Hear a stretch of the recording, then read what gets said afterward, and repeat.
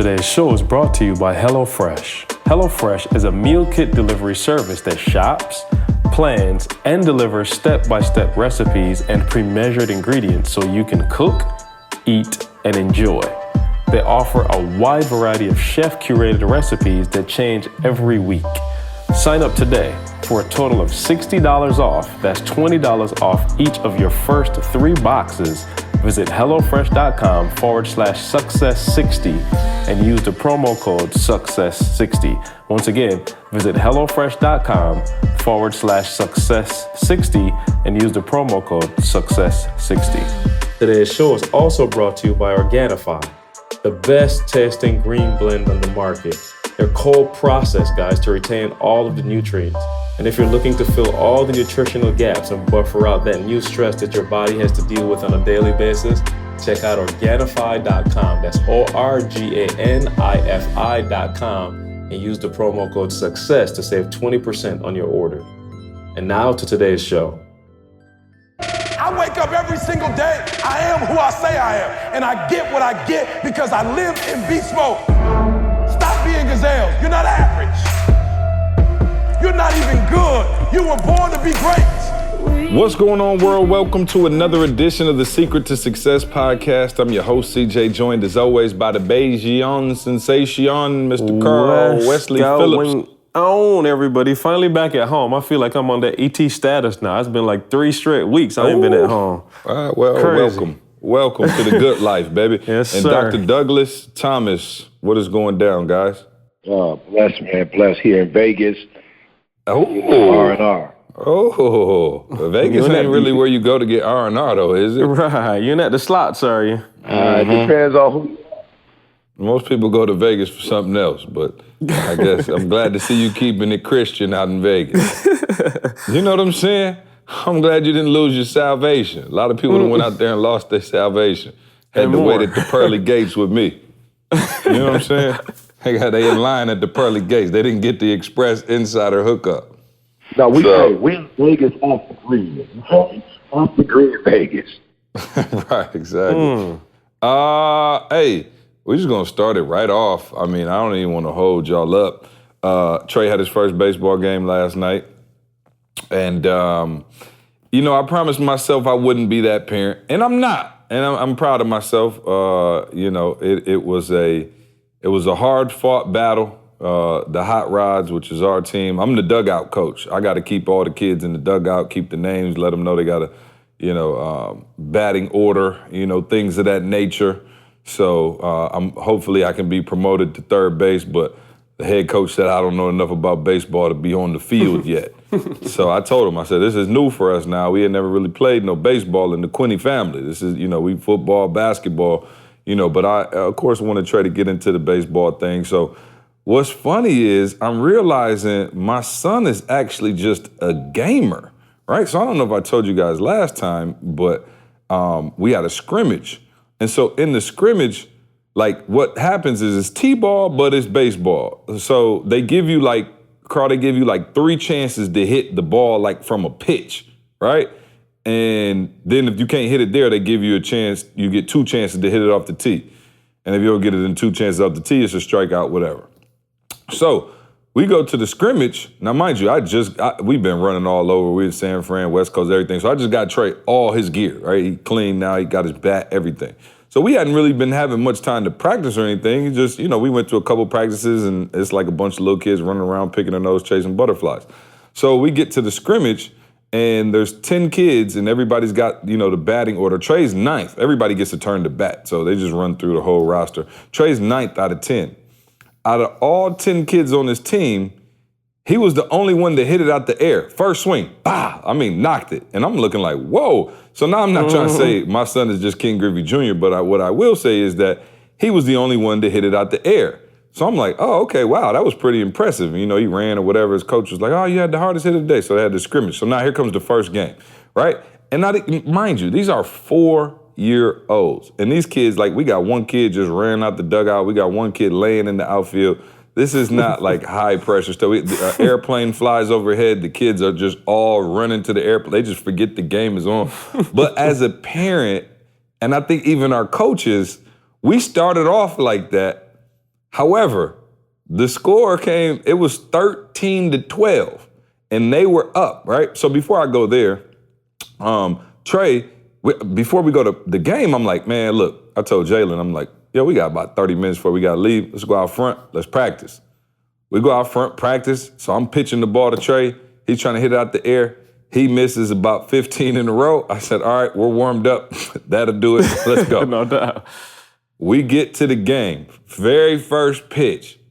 Bye-yow. I'm talking about smacks it. Again, the only one on this team. There was one other kid on the other team, too, who was nice with it. He hit it probably the hardest of the day. But Trey, first hit. So I'm like, wow, maybe this kid's just a gamer. You know them people who just, like, he might be AI. Practice. You know what I'm saying? Like, what are we talking about? He doesn't need it. Right. What happened with the T-ball, though, see? We get 13, now mind you, it's hard to get outs in this league, right? Because the kids got to, like, stop the ball and then, like, run the ball or tag somebody, and half the time they don't know what's going on. They're fighting over the ball. It's hard to get outs. Hence the score, 13-12. So we're up 13-12, and it's the bottom of the third, however many innings they play. And the big kid from the other team is up. This other kid who hit the ball out the air besides Trey, and he already hit 2, like, mean ones. So I'm like in the dugout, I'm telling Trey, look alive, son, look alive. It's coming to you. We got this thing called baseball ready, where the kids get down and they like baseball ready. So sure enough, they pitch it to the kid, and he hits, it's 2 outs. He hits a crack, pow, right at Trey. And I'm talking about this thing is humming. And now 99.9% of the time, even Trey, the ball just gonna go straight past you and fly way out into the outfield. The kids run out there, and you can pretty much get it inside the park home run every time. Bro, when I tell you that thing was on a line drive, just straight on the ground, fast as all get out, Trey moved over there, stopped it, and got the out, and the Hot Rods won the game. Wow. It was one of the most exhilarating experiences of my sports life. Now, Trey didn't even know what that meant. You said what? How did he knock it out the park? See what happened to the tee? They put it on top of the little thing, and then they hit it, and it goes straight to the picture. What happened with that? Oh, no, that's what I'm saying. They do the first couple, they throw it in the air. My man smacked it out the air. Like, dude on the other team he didn't even need he didn't need the setup. No, he didn't need the tee. That's what I'm saying. Him and Trey were the only ones on the team who didn't need the tee to actually hit. Well, Trey used the tee the second go around. He missed it, and he used it, but him and the other kid. But the other kid, I'm telling you, the coach on the other team, I knew it was about to go down because the coach on the other team looked at our coaches, was like, hey, tell you guys, like, for real, be ready. This kid can hit. I was like, oh, okay, for sure. And he hit it. I'm talking about, you know them like ones that hit the ground, and I mean, it's moving. It's not like a dribbler. It's like coming fast, and Trey straight got in the way, blocked it down. Anyway, long story short, game's over. Hot Rods win 13-12, barn burner. And Trey, they come in the huddle, getting ready for snack time. Everybody's geeked up about snacks, and they're like, yo, first game of the season, this young man had the biggest hit of the team and also stopped the ground ball. He was paying attention. And the game ball goes to Trey. And not the game ball. And Dad, let me tell you something. I was about 11 feet tall walking out. All the other parents were like, great job, Trey. And I was like, wow. And Trey was like, Dad, can you open my Capri Sun? I was like, okay, cool. He not even tripping, but I was geeked. Trey was more on the snack. He didn't even know what was going on. So I have the game ball, needless to say, it will be prominently displayed. Right next to the crest. Right next to the crest is Trey's first game ball. So I just had to do a little dad brag here. I'm not saying my son is the next Ken Griffey Jr. I am saying that he's probably going to win a few World Series, though, okay? No doubt.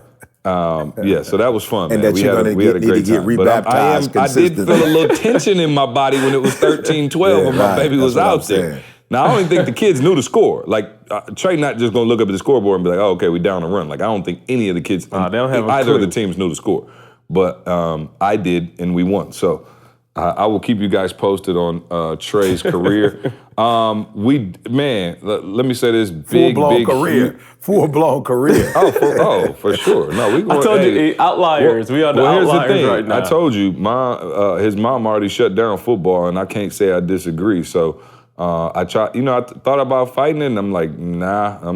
You don't really need to be playing football. So he will not be playing football. So we're trying out another sport. We'll see if it works. So far, so good. We're 1 for 1. I'll keep you posted.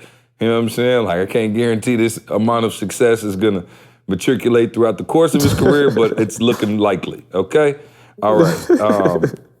Plus, genetics, if they got anything to do with it, you know what I mean? They're gonna be all right. All right. Shout out, man. Huge why shout are we out. on this podcast real quick? Why are we on the podcast, E? I really could probably do it without y'all, but you know what I'm saying? You know what I'm saying? I like to have, you know what I'm saying? I like to, have y'all on from time to time. Big shout out to Philly, man. Y'all heard the live podcast from Philly last week. So there was some stuff we didn't get to talk about because we did the live podcast, but big shout out to everybody who came out to the podcast. And then the next day, or actually 2 days after that, man, we had the, Ignite I call the it the Dream. first, I just call it the first. No, it was That's our what I've been first. calling Yeah, it was the first. That's our first, yeah. So now, for those of you who have been out to our events and, the whole nine, we usually try to have good, high-energy events and things like that. But, we have been using, the hotel ballrooms, and which is fine for, like, take control, or we're, like, doing entrepreneurship stuff and, like, really learning and building and growing businesses and things like that. But when we were doing our high, intense motivational events, it just felt stuffy in there. And I couldn't put my finger on, like, yo, what's wrong? So I challenged the team. I was like, yo, I want to be in a warehouse and, like, an industrial area. I want fire, smoke. I want just that raw passion that E brings. I want that to be represented by the venue. And boy, oh boy, did we pull it off, man. So I am, first and foremost, super proud of our team and the staff for putting together an amazing event. The images, the screen, the background, the vibe in there was just incredible. It was probably, definitely our most impressive event, I would say, Carl, just in terms of feel, structure. Everybody was in there. We started on time. Toby killed it. Of course, E and Inky just murdered the stage. It was an incredible event, and I am looking forward now to pushing the envelope even further. E, you finally got your smoke. You know what I'm saying? It took me 10 years to get smoke. Smoke and fire. But you had smoke.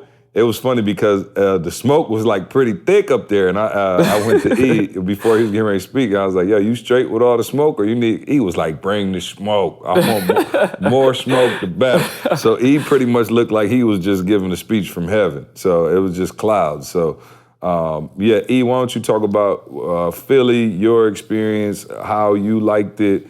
Did it charge you up any different? Did you feel different? Did the people get a different experience? What happened?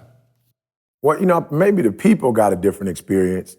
It wasn't really different for me. I was just really focused on, making sure that the message matched, the intensity of the room. Having told it's just a different energy. And I'll be real, like, definitely feeling told, but I felt Fat. Like, Fat was like left out of me. You know what I'm saying? I'm like, I don't know why. You know what I'm saying? Fat felt like left out of me. The crowd went to another level when she came out. For sure.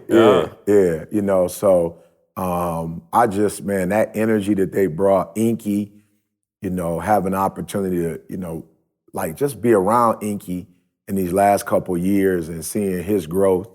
Then I had, of course, Pastor Willis family, in the building, and Mom was there, the daughters were there, Philip Willis Jr. was there, so it was big for me to have Mom Phillips in the room. Let's make sure we go back and talk about that, because I don't think people got that. I didn't even know you were doing that, by the way. I had no clue, so, let me know when the appropriate time. When I said I had a magic trick, that's what it was for me, just having, them come and, sing for the spiritual development, have her pray.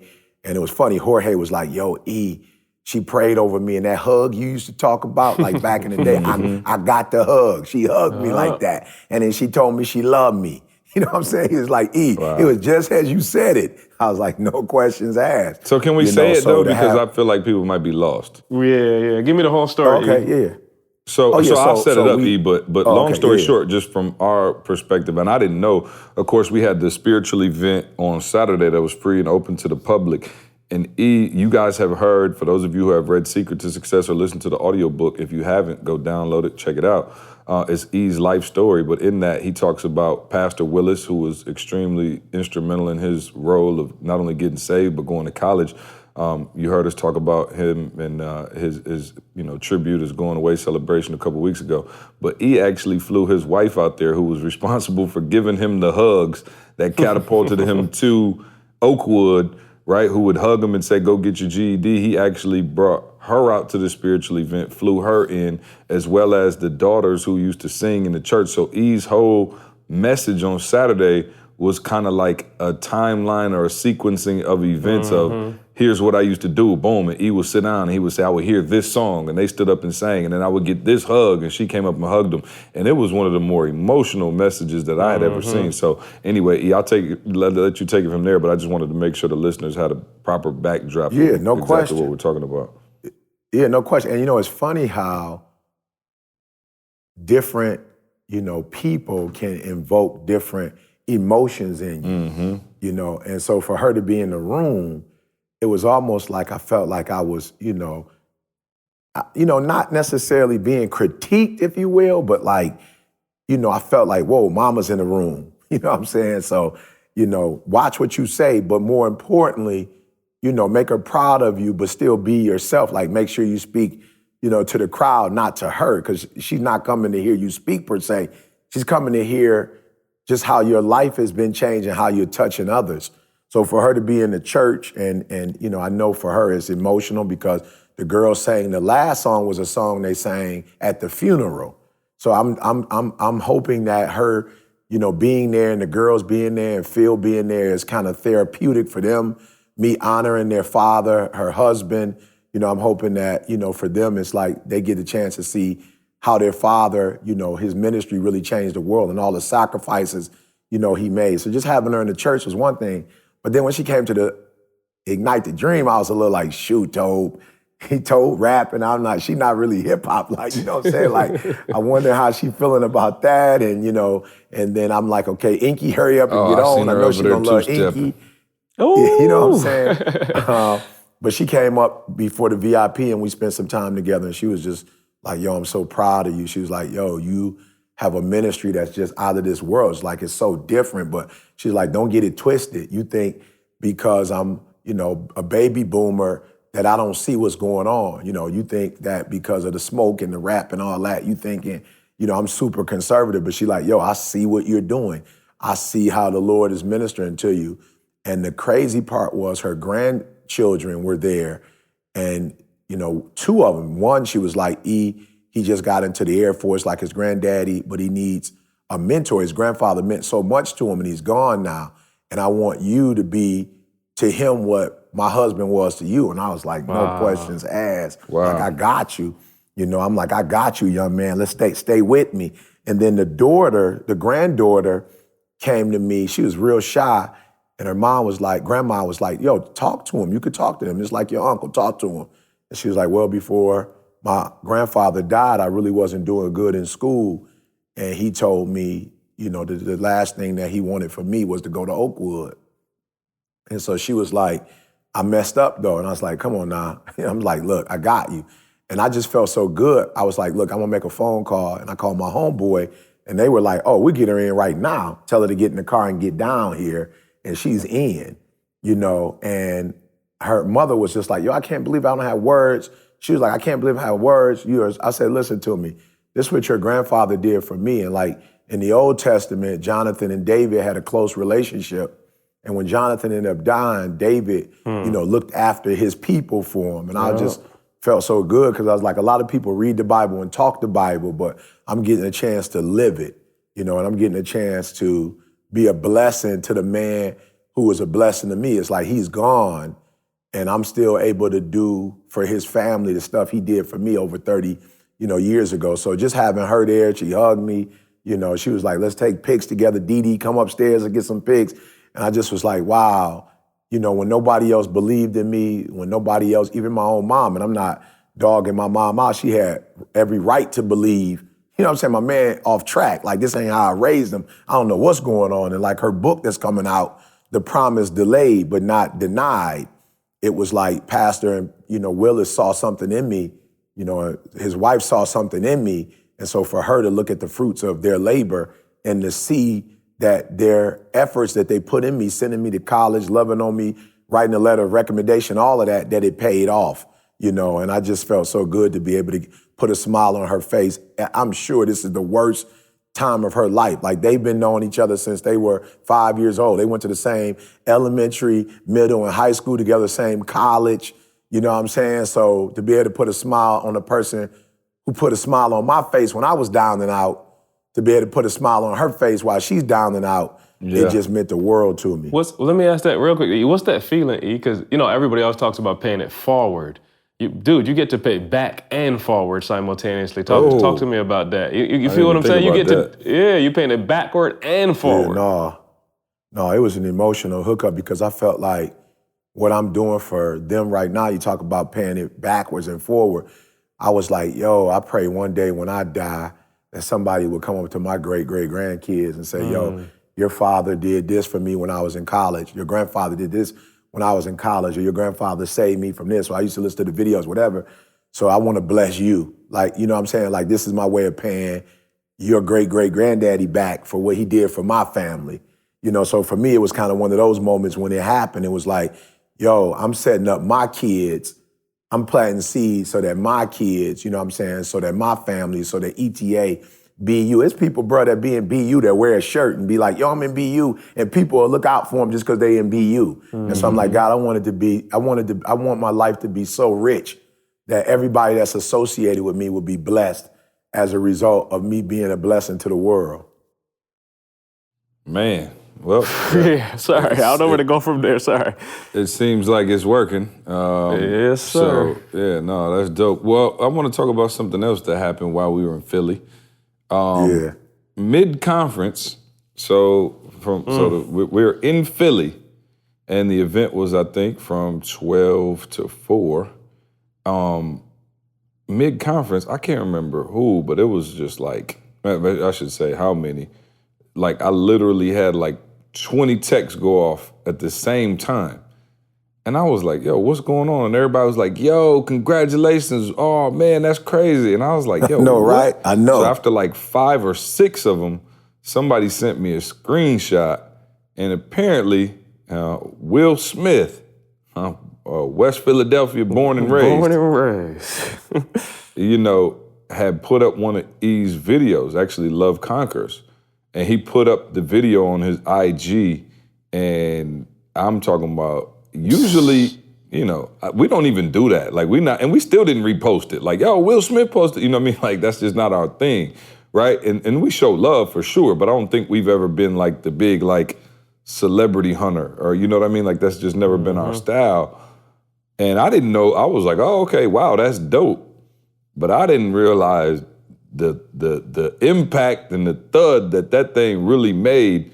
I think, Carl, 70,000 followers or something, 60,000, 70,000 followers. In a matter of hours. Yeah, hours, like hours. It went crazy. And I guess I looked at Will's page and I was like, oh, okay, that makes sense. He doesn't even post a lot. He might only had like 100 and some posts or 200 and some posts, you know, as opposed, you know, people have thousands and thousands of posts. So his posts actually make like a huge impact, I think, because he doesn't post very often.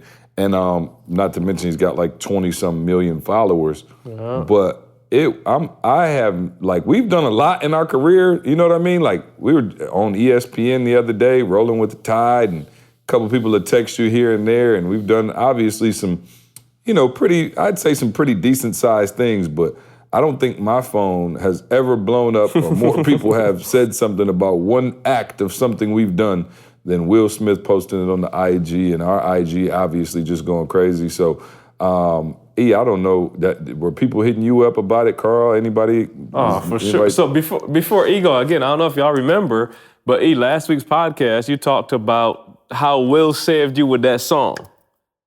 Oh, you remember I you forgot talked about that? Bro, I was just thinking that too. Like, E literally, this is Friday night.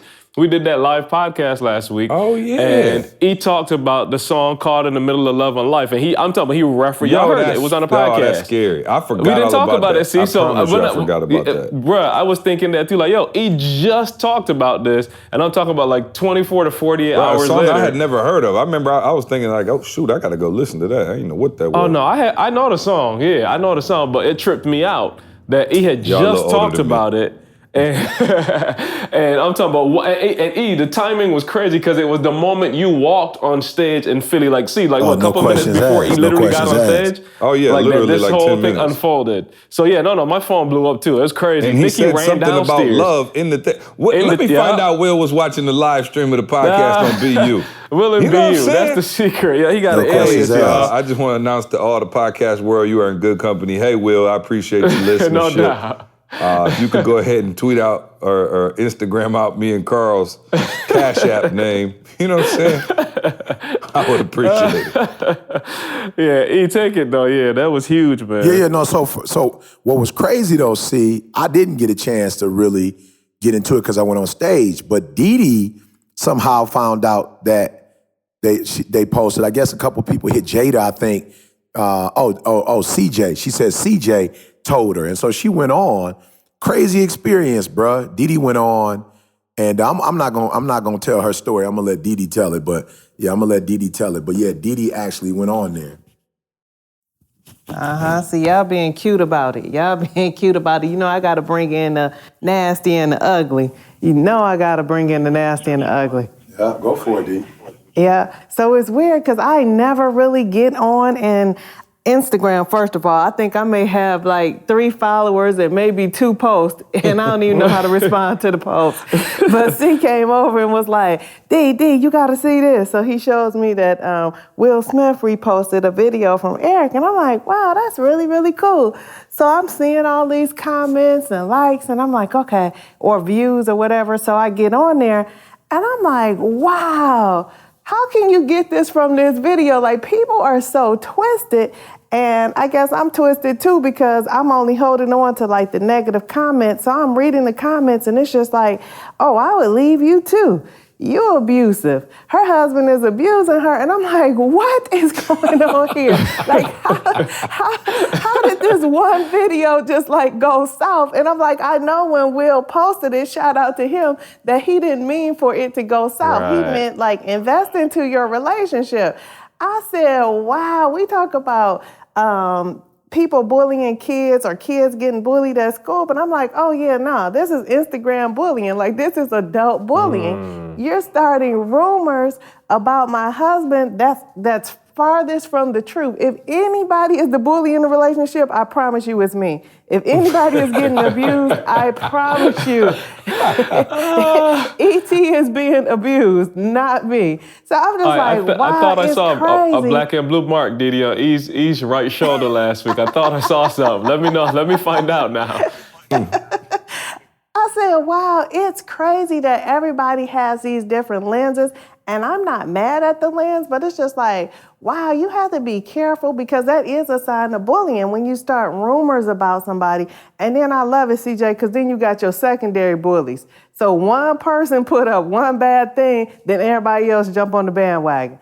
I'm like, wow. They were like, can you hear his voice? Do you see his actions? Oh, yeah, nah, he probably beating her down. She probably scared to leave. That's the only way she could leave was text him or write a letter. I'm like, wow. But shout out to Isaiah.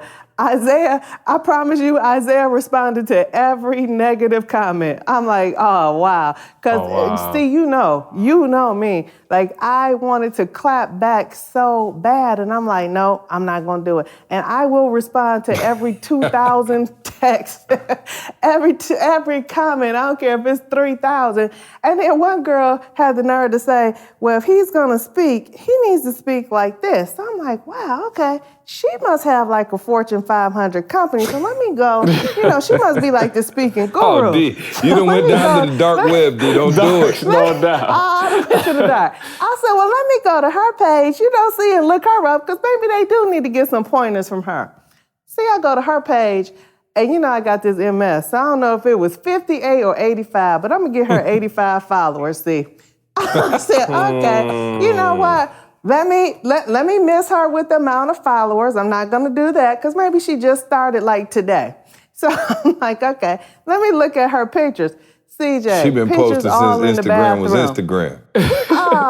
CJ, she in the bathroom, selfies. I'm like, girl, miss me with all of this advice. Miss me with this advice because you got 85 followers at best, and you got a whole breakdown of what Eric should be doing.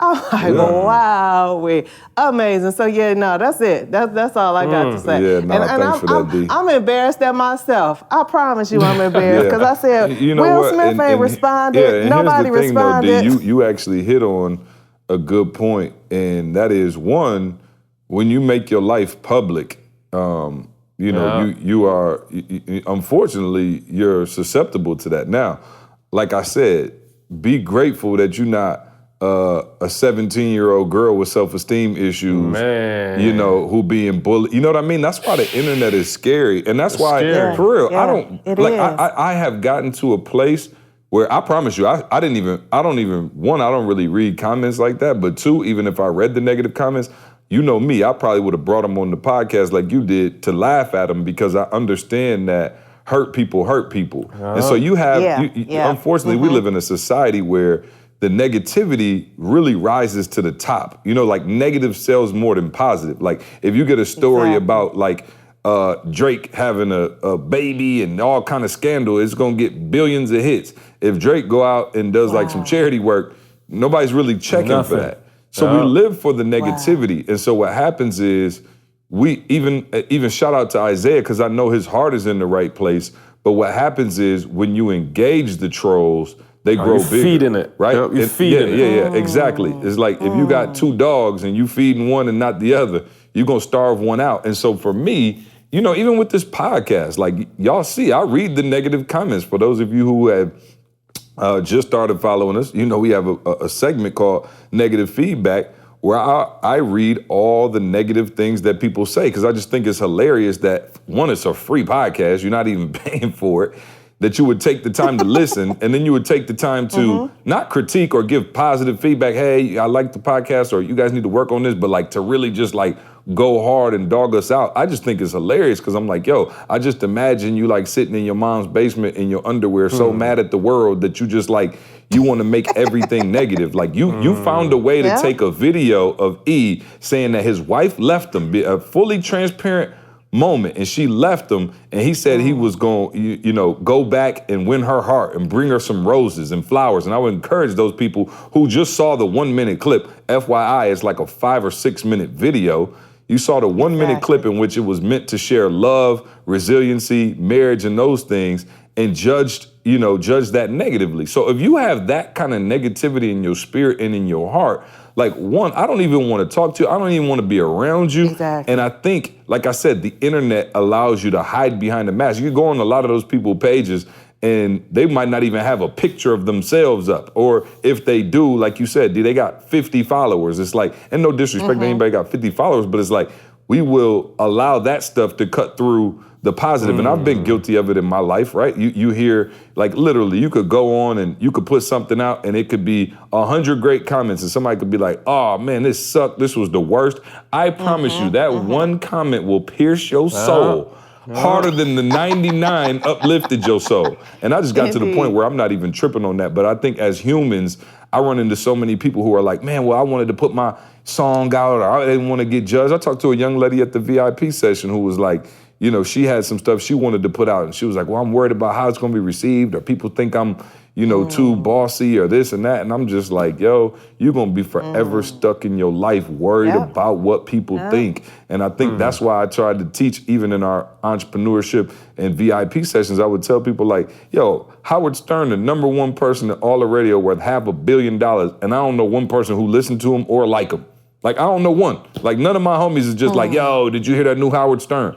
He don't care. Like, he got an audience, he got a base, he catered to them, and he just go and bump what the rest of y'all say. But I think, like I said, so many of us get caught up, D, in that the negativity just pierces through everything and it hurts your soul. So, do like I do, man. Just find a way to have fun with it, embrace it in a positive way, and just know that the majority of the people are not trolls. Just the majority of the people online are. Right. And then that's the sad part, see, because I learned something about myself. You know how you think you've grown and you've gotten over certain things? I'm like, that's still a soft spot. That's still a soft spot. And I'm like, because I've even trying to egg Eric on. You know what? It probably would have been easier for you to hear about yourself, too, than your husband. Than hear about your husband, for real. You know what I'm saying? Because you know his true character. If it was about you, you probably would have just let it roll off. But sometimes that's the truth. You know, somebody saying something about your boo. Yeah. You know what I'm saying? Boo. It's on. You know what I'm saying? Y'all laid up in the Vegas hotel room eating room service and somebody talking crazy about your booski. Right. Let me find out you in Vegas ordering like Candace from the room service menu. Right. $3 Snickers, $3 Snickers. And I'm like, you know what? It was so crazy and I was lightweight embarrassed because while I was trying to egg Eric on to get into it, I promise you, he was like, oh no, I don't read the comments. I'm like, okay, but I'm about to tell you what the comments saying. It's like he had little interest into the comments, but he was Anybody so who busy. said they don't read the comments know they lying. Right. And so he was so busy, like, into helping this young lady get into school till he didn't even have it. He was like, miss me with all that negativity, like, literally miss me with it. And I'm just like, wow, I'm lightweight embarrassed. I'm about to just go off, just read everybody they writes, just show them what I got and what I do every day. Like, you punching the clock at 8 o'clock, I'm punching my pillow, turning over, fluffing it out at 8 o'clock. So if that's like abuse, then go ahead, keep abusing me. No doubt. I'm ready to clap back. You know what I'm saying? I'm ready to clap back. No. Yeah, no, it is what it is, D. Don't let it hurt you. I guess E, if E's still there, E, what do you? I mean, you obviously don't care. I don't think you've ever. No. I remember. You know what's crazy? E, I don't know if we told this story before. When I met E, this is a true story. So I was doing my thing on campus. Pops had met E, introduced us, whatever. Now, you know, I'm from Lansing, so I know everybody in Lansing. And E, you remember what the first thing when I told somebody like, oh, I'm rocking with E.T., you remember what the first thing they told me? Yeah. Be careful rocking with my man, because he ain't who he say he is. He fake.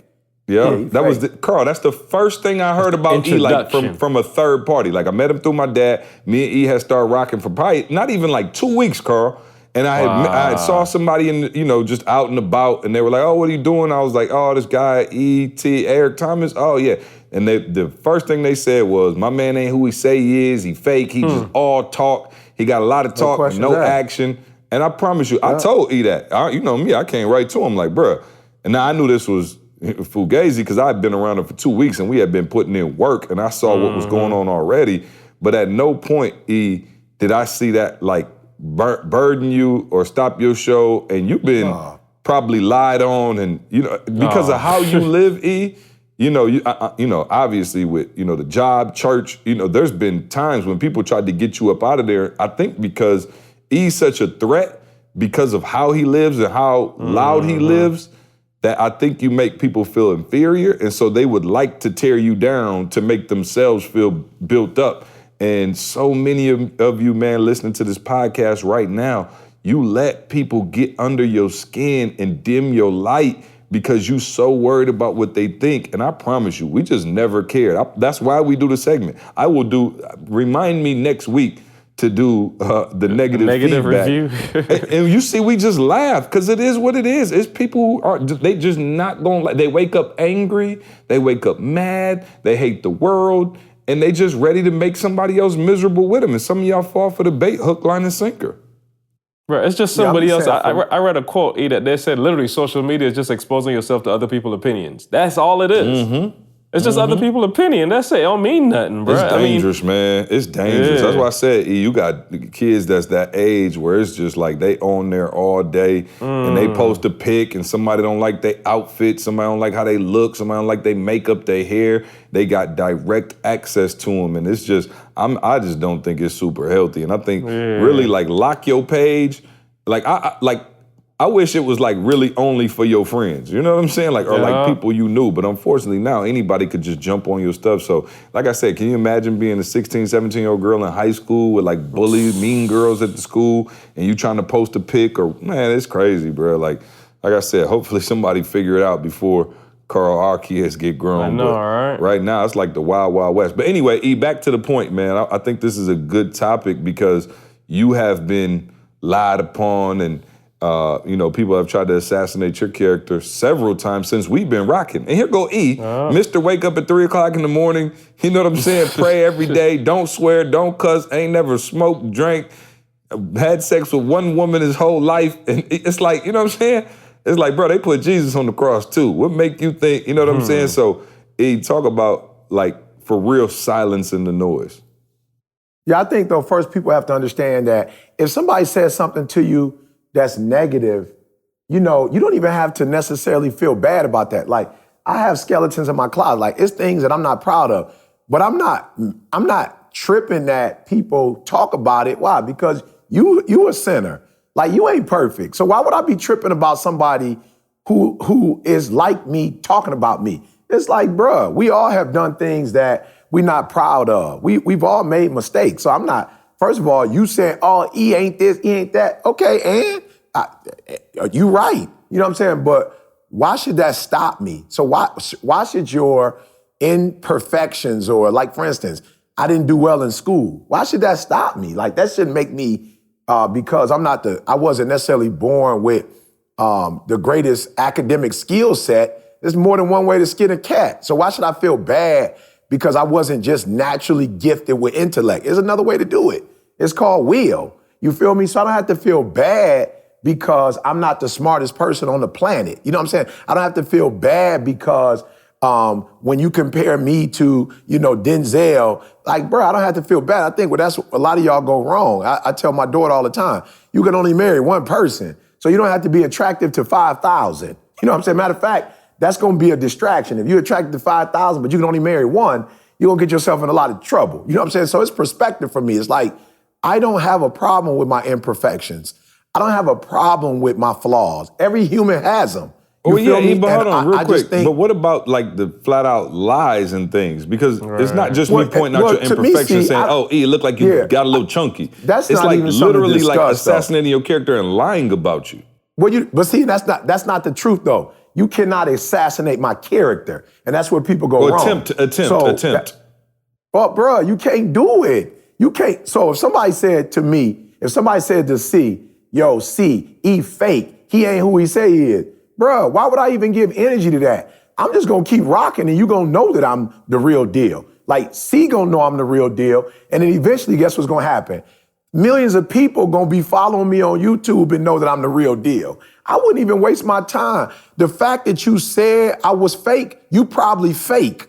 The fact that you said I wasn't consistent, you probably ain't consistent. You feel me? So when you talking about me, you only telling on yourself. So I wouldn't even like when Didi was like, they only here talking about our marriage. Bruh, I worship the ground my wife walk on. Why would I respond to somebody about what's real? You talking about a lie. Why would I respond to your lie when I'm living real? It don't even make sense. Why would I come off of the path of greatness to entertain somebody who not even average?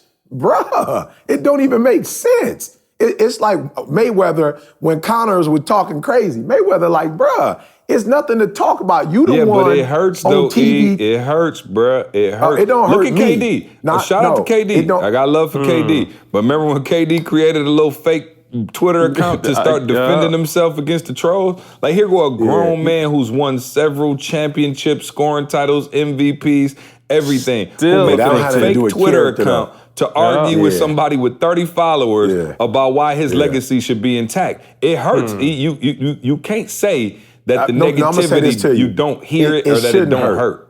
No. Let me say this to you, and I want to redirect them because they have believed the hype. It's like you said, they are focusing on the trolls. You cannot do that, bruh. Like immediately, you cannot do that. When you have to stay on your path. Their job is to take you off your path. And you falling into the bait. That's their job, bruh. That's why I said your boy Mayweather wasn't tripping on Con. He like, look, you could talk all that stuff you want to talk. At some point, bruh, you got to get in the rink with me. You feel me? You got to get in the rink, bruh. And when you get in the rink, I'm gonna murder you. It is what it is. I'm gonna walk out of this joint victorious. So I don't entertain that stuff, see, because immediately when you entertain it, the reason why they're doing it is going to be effective as soon as you give ear to that. As soon as it's like, and I want to help the young people who are listening. So let's say like you go to New York or we here in Vegas, right? And they want to sell you those timeshares. What do? I teach my kids, don't even give them eye contact, doggone it. Because as soon as you give them eye contact. Oh, no doubt. Now they can Same get way you. with the people You at the feel mall me? with the lotion. I'm like, bruh, I'm fully exfoliated I'm just saying, right now. see, as soon as you look them in their eye At that point, And the Delta people trying to get you to upgrade your card at the airport. Bruh, you know what I do to the upgrade Delta folk? I pull out the platinum card I got and just keep walking and show it. What's higher than number one? What's higher than that, right? You feel me? What's higher than number one? So I'm just saying, if it was easy, I never said it would be easy, but if it was easy, everybody would do it, but you have to learn how to do it. Okay, let me ask you this. Am I wrong though? Side note, don't lose your train of thought.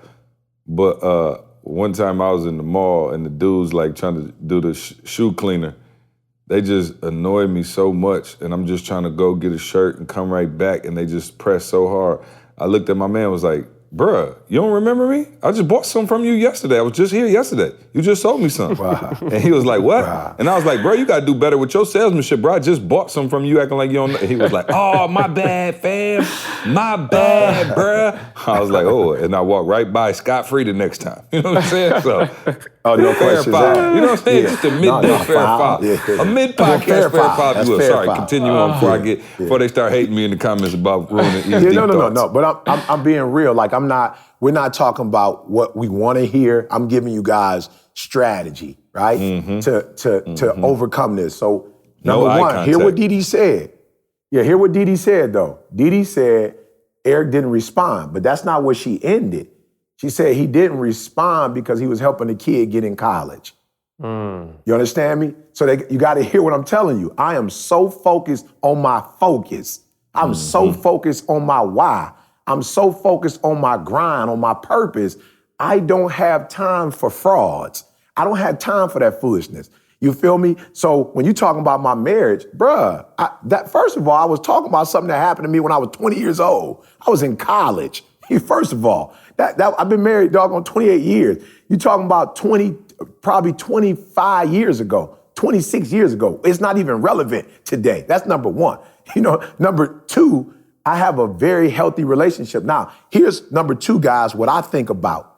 I had a good friend of mine say the other day, because she called us about it, and she said, you know what? It was probably a lot of females that were commenting. He was like, correct. She said, here's the deal. There are a lot of women who are jealous or hurt because they've never had a man that passionate about them before. They've never had a man that run up behind them and chase them the way Eric chased you. You feel me? So she was like, a lot of women probably envious of that. They want to be loved like that. They want somebody to give them that type of attention on a daily basis. They want somebody to love on them like that. So I'm definitely not tripping on somebody who envious or jealous. You know what I'm saying? I'm definitely that's Kendall always says something leads and something follows.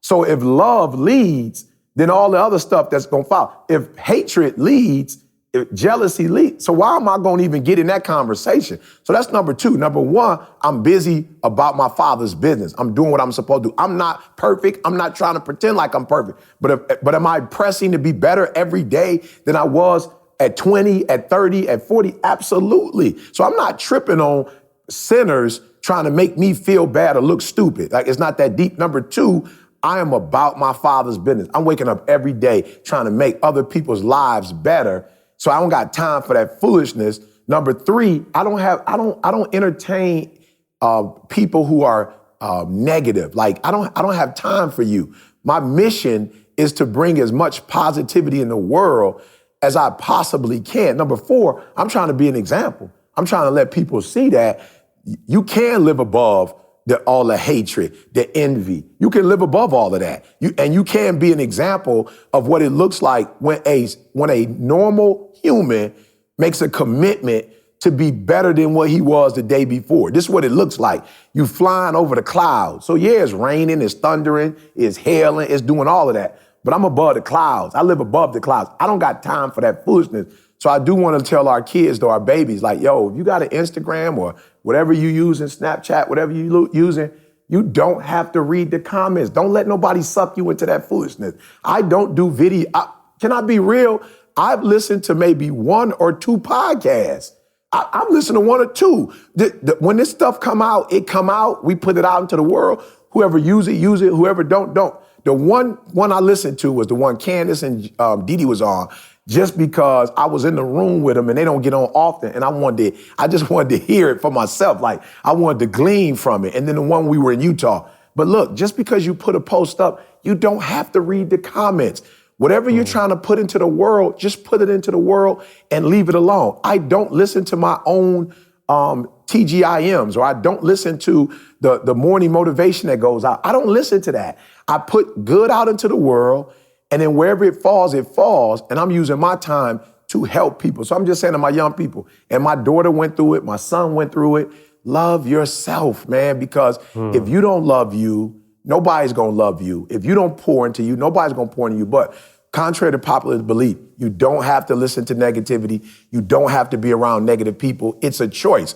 And if you look at my circle of influence right now, y'all, I don't have negative people in my circle of influence. I don't even have people that I'm cool with and who neutral. I don't even rock with neutral people like that. You feel me? Like, because what Didi said, the secondary bullying, they may not initiate it, but they gonna jump on board because they don't want nobody to come after them. So I don't even deal with neutral people. I only deal with people who are looking to be great, and they wake up every single day and go after greatness. Do we fall sometimes? Absolutely. But we got each other to keep pulling each other. So do shout out to Didi though, that gorilla. I do like to see that even after 28 years, that gorilla still got my back. It's always sexy when your girl defends you. My man. You know what I'm saying? Yeah, when your girl defends you, it's always sexy. You know what I'm saying? Yeah, you know what I'm saying? I'm gonna have to tell Candace to start listening to the you know what I'm saying? I ain't know negative Didi feedback still, podcast. you know, was on that. See if You I know can what I'm get saying? her Because she pissed tried to be off. tough. You know what I'm So I saying? ain't even know she was on that, but it's good to see she's still out here, you know, roaring. What do you do when your wife is your biggest hater and critic? You know what I'm saying? You know what I'm saying? How do you know what I'm saying? Candace ain't like one of my ideas in about 6 years. So I'm confused. Who's gonna defend you from your girl? Hey, but that's okay if they don't like it. But nobody else don't have the right to do that, I guess is what they saying. At least she gonna tell you straight to your face. So let me ask you this though, E. Is this a mentality that has developed over the years because of your maturity and your relationship with Christ and all of that? Absolutely. Can you give us a time when maybe that did bother you and how that did take you off track and when you started to make that shift? Well, I have to be honest with you guys. I haven't had a lot of problems with it, and only because I got married at 19. And I think it's easier to self-correct when you have somebody in your life, you know, who help you self-correct. And y'all know Didi. Didi is not others. You know what I'm saying? That's not her swag. So Didi could care less, you know, I'm saying, about how other people feel. She's the only child. She ain't never really been on that before. She's not really on your feelings. She know what she wants, you know what I'm saying? And that's it, you know what I'm saying? So Didi has helped me from jump. I'm just saying, Didi from jump just been like, I don't even know why you care what they think in the first place, which is why it was weird for her to be there. But it's like you said, see, it wasn't about her. It was about me. But from I got married at 19. So Didi off the cuff was just like, I don't know why you care about what they think in the first place, you know? And then of course, when you get up in the morning and you pray, you're what people don't really realize about that whole praying thing is that it is, to me, a like when you talk about self-assessing, you can self-assess every day like that and then self-correcting.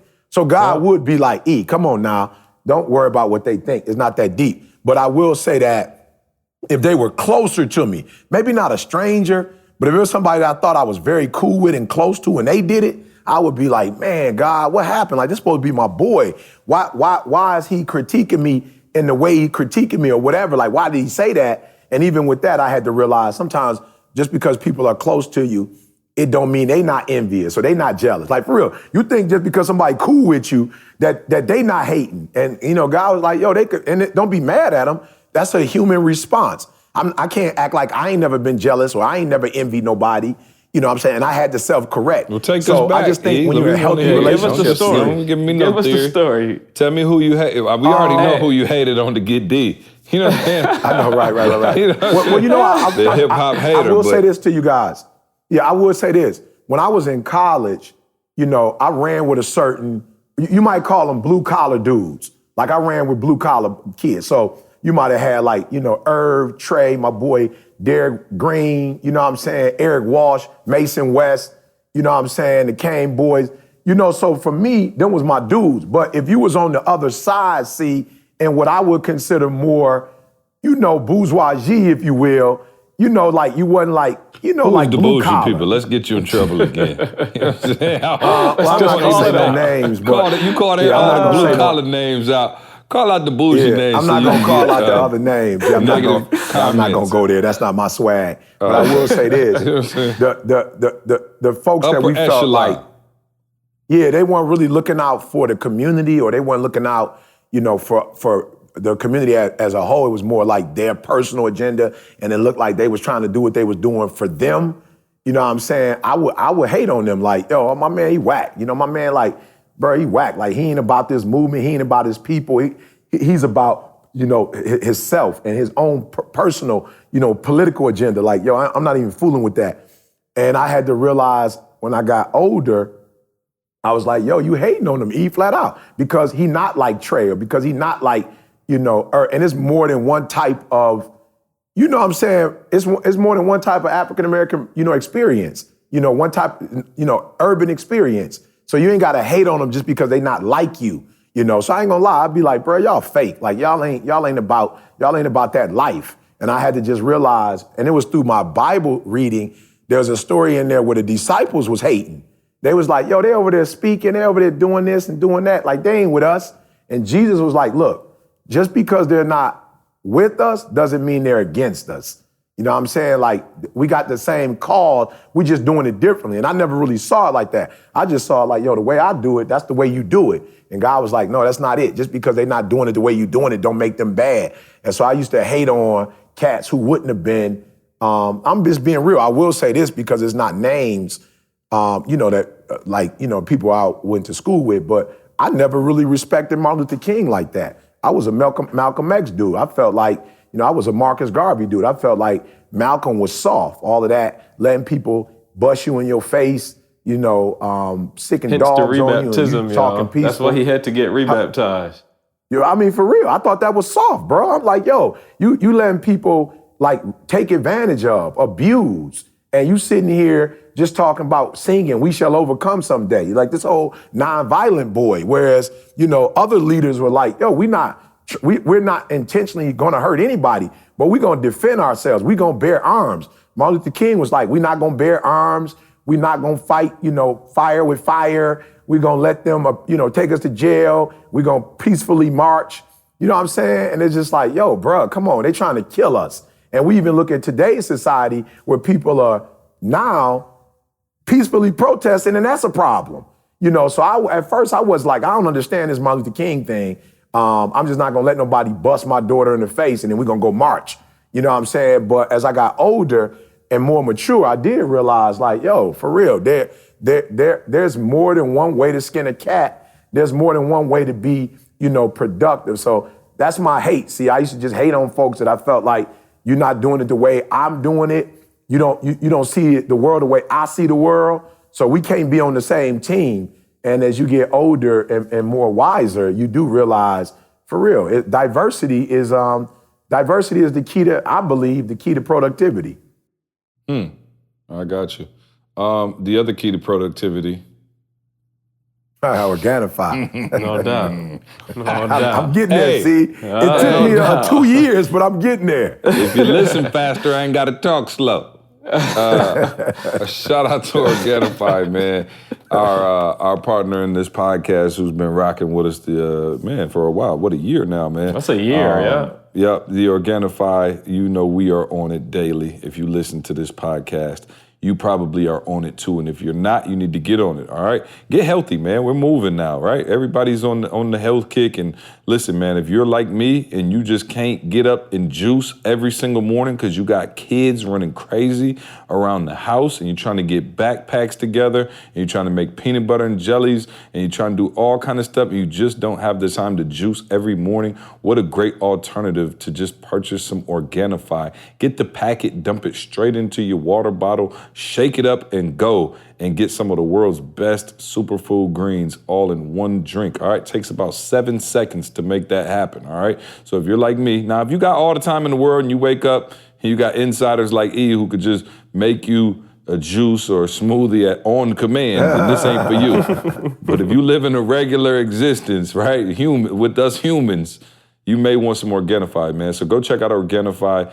Go to the website, order it now, Organifi.com, ORGANIFI.com. Use the promo code SUCCESS to get 20% off your first order, and then tell us how you like it, man. Shout out to everybody who sends me pics all the time. Somebody hit me, said they doing the gold with the milk now. Shout out to Tim, I think, who sent me that. Yeah, they're going in. Now, I don't do milk. You know, milk is not my thing. It doesn't agree with me, but the Organifi does. I saw Jalen has been at the house the last couple of days. He's on the Organifi Tough. I see him going in the cabinet. Boog, I'm going to need you to repeal and replace. You know what I'm saying? Go and put that back. But no, man, I got my whole family on that. I told you, Avery actually loves it. Trey won't try it because it's green, but Avery is not picky at all. And you know what? It's crazy. So shout out to Organifi, all right? Go to Organifi. Let us know how you like it. I realized something. All right, before y'all go there real quick, this segment is brought to you by HelloFresh. With HelloFresh, each box is made up of fresh, responsibly obtained ingredients selected from high-rated, trusted firms. There are 3 plans to choose from. There's the classic plan, which contains a variety of meats, the veggie plan, which contains vegetarian as well as plant-based proteins, and a family plan, which are quick and easy meals for those of you on the go. With their global eats options, it brings authentic international dishes and flavors to home cooks for exciting new meals. This is the stuff that you guys are not cooking. It's not the traditional rice and potato and, you know, all the stuff that we're doing all the time. It's not the pasta, y'all. It's the international, traditional stuff that's coming right to your home with all the seasonings, everything that you need.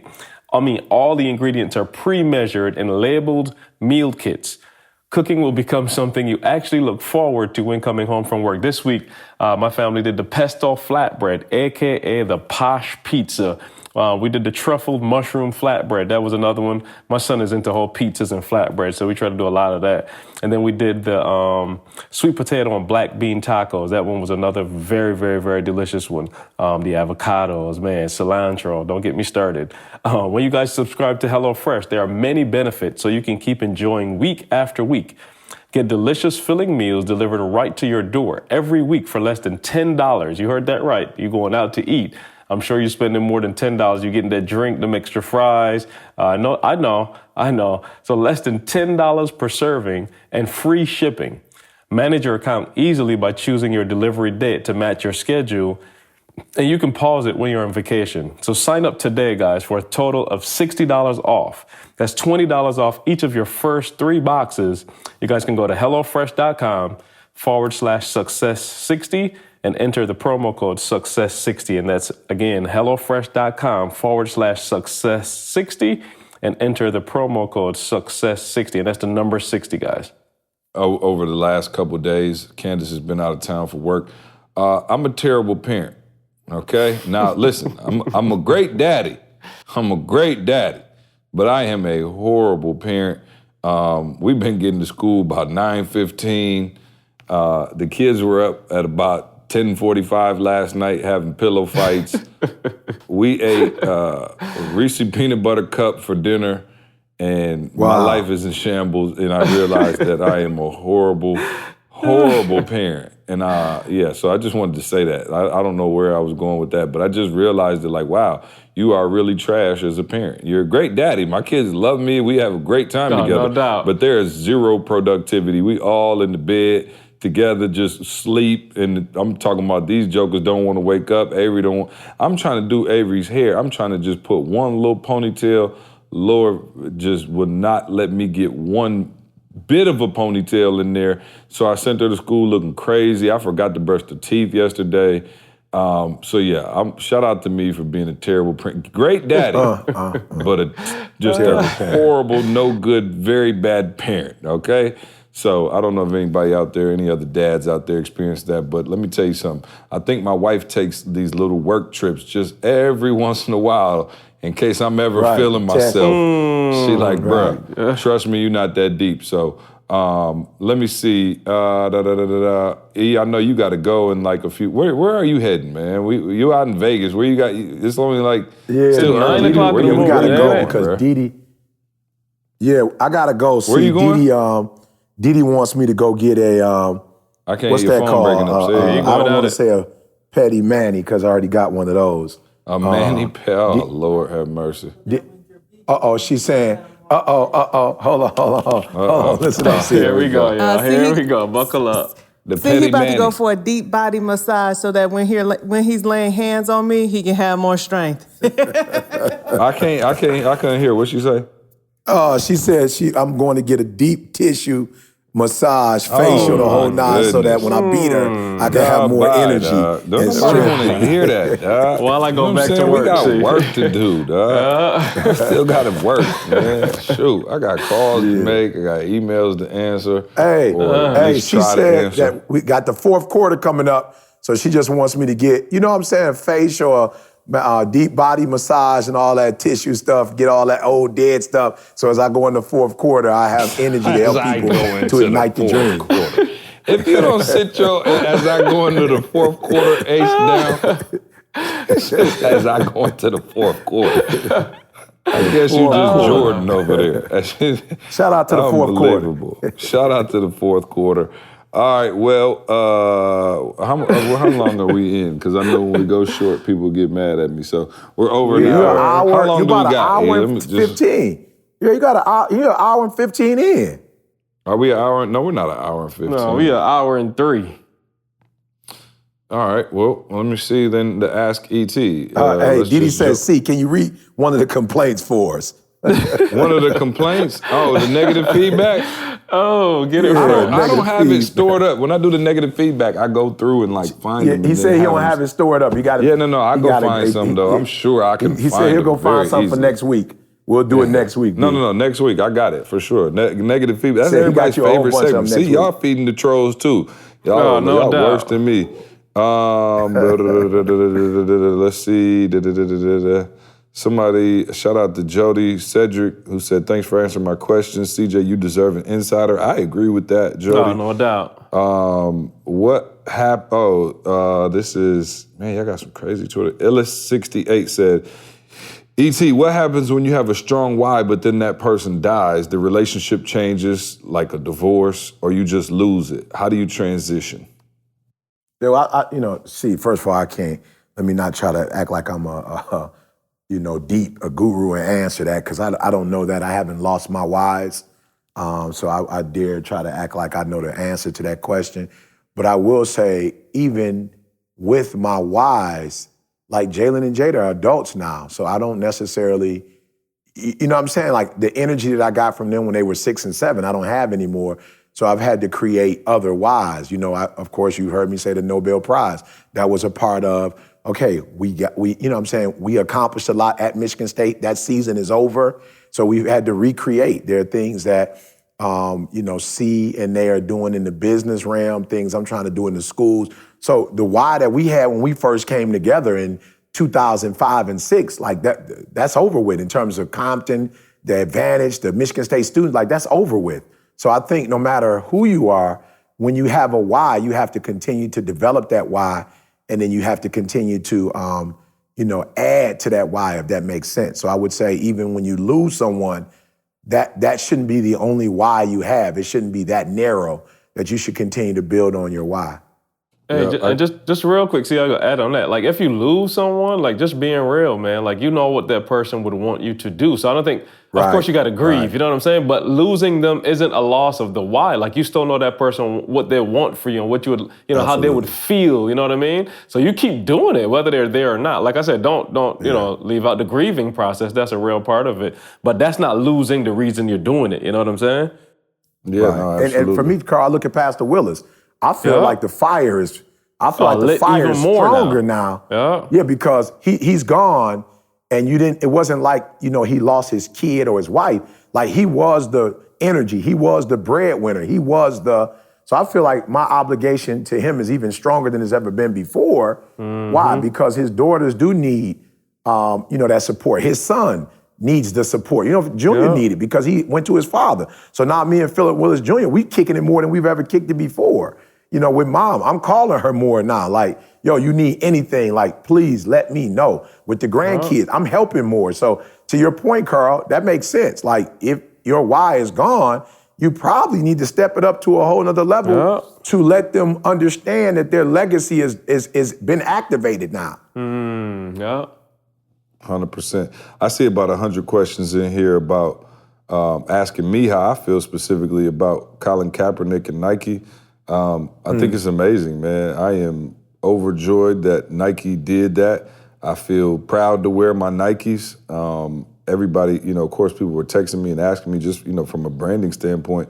I don't even think this is a branding, question. I think this is more a civil matter, and I think history will be very kind to Nike, when we look back at this decision to do just that. And, here's, speaking of the negative stuff, I see people now, like the new thing is, oh, Nike's capitalizing. And I'm like, yo, you can't do that. You can't do it both ways. Like, if Nike doesn't hire Kaepernick, they racist because they should have hired Kaepernick to do the, spot. If they do, they're opportunists. At some point, man, you just have to embrace a move that somebody makes. And I'm fully embracing the Nike move. I am, like I said, I've always been, a brand advocate for Nike, I guess, because I always wear Nikes and I rock with them. I rock with Phil Knight.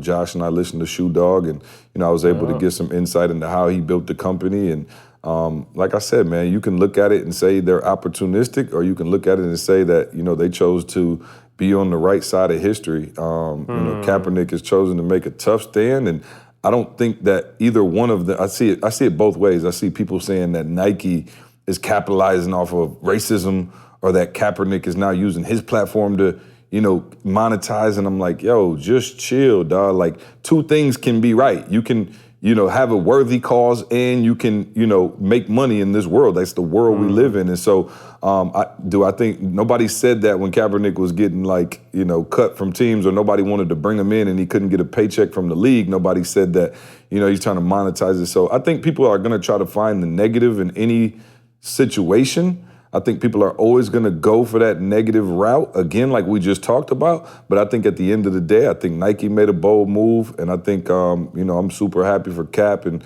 his whole team. And, we rock with Cap. Cap always showed us a lot of love, when we met him, out in San Fran. And just a lot of love for both sides, man. So shout out to everybody who's pissed about it. You need to go do your homework. But hey, I was gonna say real quick. See, it didn't even. So initially, I was like, oh, it's kind of a. I had to think it through and process. But if you listen to the book Shoe Dog, you will understand that my man, Phil Knight was never. I mean, he's always been this dude. Like he don't know. Yeah, he's been on this, y'all. He was taking risks from, I'm talking about, my man, y'all read the book. I didn't even want to go into it. Go read the book, go listen to it or whatever, but you would understand that this dude was about just, I'm going to make some stuff happen. Like, he wasn't on no safe, trying to think about what people think. He was doing all kind of crazy stuff. Right, and that's the whole point, I think, of this whole episode. Like, literally, there will be people who, if Nike didn't sign him, oh, they racist, they don't want to fool with Cap. If they sign them, oh, they trying to monetize, they trying to capitalize. It's just just do what you feel is right in your heart, and let the chips fall where they may, man. So absolutely, big shout out to them. We got another question. Somebody said, CJ and Carl, what ET track do you go to when you need some motivation? What's the one from New Zealand? You owe you. You owe you. You owe you. You know what? It depends on what kind of motivation. If it's work motivation, then I'll probably go to Greatness is Upon You is one of my favorites. But if it's more you having one of those days where you just man, nothing's going right. I still think one of the most underrated tracks that we ever did was the Adele track. From, I think it was Blueprint to Success. Blueprint. Yeah, that track was crazy. So, I would say the Adele track. Let's see, we got some more questions here. Did I just hear Jay Hatch on a voiceover for a Nike commercial? I'm pretty sure you didn't. Let's see, how do you feel when you hear someone quoting your words, but they don't give you credit? Is that fair or foul? By the way, my name is Jasmine, pronounced Couture. Couture, her Instagram name. So from Couture, how do you feel when you see people quoting this stuff and not giving you credit? Yeah, let's be honest, guys. no one person is coming up with all of this inspiration on their own. You know, we've all heard things, and you know, we You finally ready to admit that I'm your ghostwriter, huh? Right. I didn't know this was You the feel me? format of the time, but thank you, E. Yeah. You know what I'm saying? You know what I'm saying? So no, I don't. I will say this. I do get frustrated sometimes, though, see, when people try to monetize on our work and they haven't, you know what I'm saying? Like, they don't give us the respect that's due. You know what I'm saying? So there have been people who have written a book, Eric Thomas, and made it look like, you know what I'm saying? Like, it was the grind and that I wrote it. You know what I'm saying? Like, or people will use our videos, and when you go to the video, they're trying to sell you a book as if it's us. So I hate when people try to, you know, monetize off of us, but people just using the terms. No, I think I've been inspired by so many people, and I use their stuff to, you know, to bless you. So yeah, that's the thing people always want to know. Like, I saw somebody on this video, they trying to sound like E.T. I said, is that supposed to be a diss?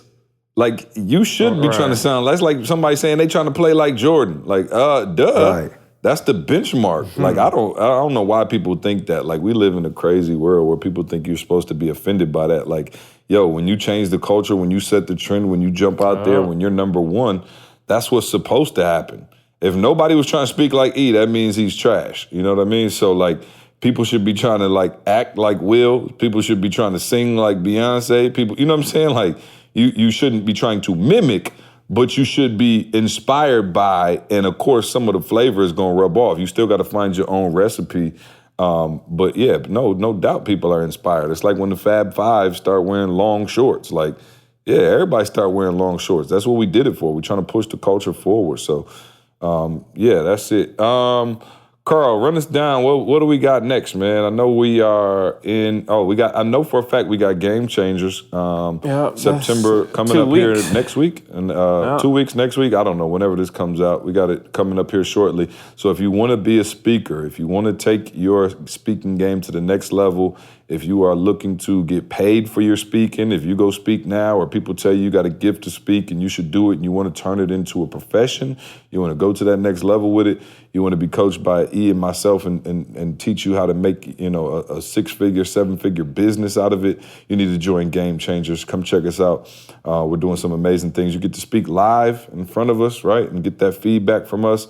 And then also we have our small group coaching and our calls that we do designed specifically for people who want to use their voice to, you know, take their gift to the world. And some people we have in the program who just, you know, work a corporate job and want to become better communicators and learn how to, you know, speak and tell stories and that, you know, thing. So I tell people all the time, man, speaking is a great profession. Why? Because they say public speaking is everyone's the number one fear in the world for people is public speaking. So I always say, if you can do it, if you can turn that, you know, into a passion of yours or turn that into a skill set of yours, then you can get paid because you can do something that most people in the world are terrified to do. So go to, where do they go? Game Change. What's the website, Carl?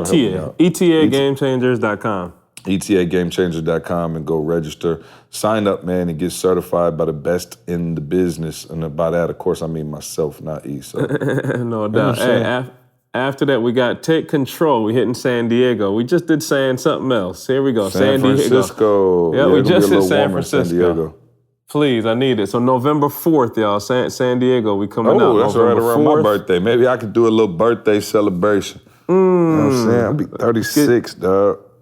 Oh, yeah, it's quick. It's quick. And then, of course, we got Ignite the Dream New York. If y'all didn't make it to Philly, that's your fault. You missed the first one. But because we so loving, because we so nice, we going to come right back. East Coast again, y'all. I don't think have we done it? Yeah, we did do New York and Philly before. But yeah, we back trying to figure out East why we Coast. going to the East Coast in December. I know. And we went to the West Coast in August. I'm confused. August, yeah. Ted, we gotta talk this out. But yeah, so Ignite the Dream, December 2nd, y'all. And of course, Phenomenal Life Jamaica, February 25th to March 3rd next year. We still got some space left. We filling up, but don't talk about you're gonna do it in December. It's gonna be full. Like, get in there, get it done. And then, hey, y'all should have heard it by now, but our 100-day challenge is back. We're doing it again this year. We switched it up just a little this year. Last year, we did it from September 16th until December 25th, so you could get yourself a Christmas present. But this year we want to create that momentum going into the new year. So we're going from the 24th of September right into the new year is exactly 100 days. So we want you to start the new year with momentum. We don't want you to go, you know what I'm saying, go all the way and then you got to wait till January and try to like, man, like, you know, new year, we always say the 2019 version is already out for the Suburban. You know what I'm saying? The 2019 cars come out like in the fourth quarter. So we want to get you ready for your 2019 starting in September. So the 100-day challenge, y'all, sign up. We're going to have I don't even know the site myself this time. See, I'm stuck, but I'll get it out there. Look, hey, if y'all looking at our IG, since Will sent y'all over, make sure y'all look at that 100-day challenge. We'll post the stuff up there. And y'all want to be a part of this. We're bringing in the heat this time, y'all. We bringing in, sorry, not that it wasn't heat last time, but we added CJ to it this time. So we bringing in more heat. We added Jamal to it this time. That's the heat. No, that's the heat. Oh, that's it right there. We got I'm CJ. definitely qualifying as heat these days. You know what I'm saying? Well, yeah, no, CJ, Jamal, Josh, y'all. We got Rob back again. We got Sean. We got Rochelle. We bringing it, y'all. All the different areas. Fitness, finance, marriage, anything you could possibly need, we got. Yep, so stand by to hear more about that, but make sure y'all get in there. And that's what we got, see? All right, I appreciate that. Yeah, no, I'm looking forward to that 100-day challenge, guys. If you're listening to this, Carl, give the do a punch in and give the name of the site or whatever we're calling it this year. But I am looking forward to it and running right up to New Year's Day, man. And this is how you make lasting change, right? This is how you get to that next level. So I'm super geeked for the 100-day challenge, not to only, be providing a lot of content this year, but for also my 100-day challenge, which I'm trying to figure out exactly what it's going to be right now. Actually, I've narrowed it down to a few things. I did something for my wife last year every day, to show my love and appreciation for her. And this year I want to do something just a little different. So looking forward to that. Looking forward to going to that next level. That's it for me. E, hit us with that nugget of the day. The nugget of the day is take control, guys. Like, for real, take control. We talked earlier about this whole concept of, trollers on Instagram and, people with all this negativity, and that's external. Take control. You can take control of what you hear, what you put in your ear. You can take control of what you think, right? Mental toughness, right? Mental toughness. So we're going to take control through mental toughness. We're going to take control of what we hear, how we process what we hear, what we see, right? How we think about what we see, right? We're going to take control, and we're not going to allow the external. We're not going to allow other people and other things to dictate how we think, how we move, how we feel about ourselves, about our future. Like, we're going to literally take control, all right? So it's your boy E.T. saying it's your life. It doesn't belong to anybody else. Nobody else has the control of your thinking, your feelings. Nobody has the control of your feeling. It's yours. It's your life. It's your life. It's your decision. So take control. And if you take control, I promise you, you can make the rest of your life the best of your life. Hey, appreciate that nugget of the day. We thank y'all for listening. We love you. We'll see you next week. I want you to focus on here right now. Don't you worry about when you get home. You concentrate on this opportunity. You don't worry about tomorrow. You concentrate on this opportunity with all your might, with all your soul.